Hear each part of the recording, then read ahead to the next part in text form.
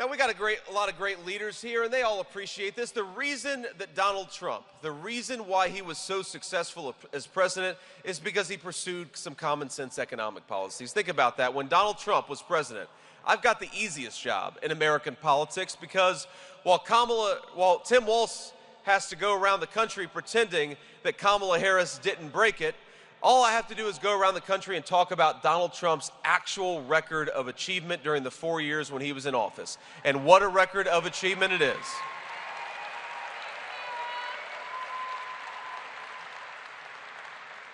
When Donald J. Trump was president, inflation was at 1.5%. The dollar went far. People could afford groceries. They could afford gasoline.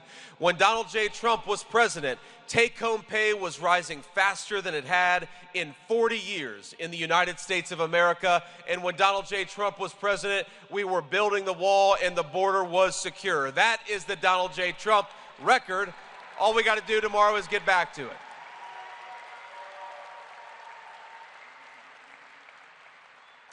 And you know, that's the thing about this race is, for the first time in the lifetime of every person in our country, we don't just have plans and policies and slogans between Kamala Harris.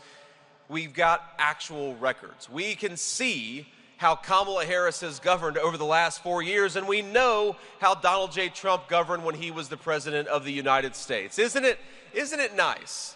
You know, in the corporate media and Kamala Harris or surrogates, they lie about Donald J. Trump all the time.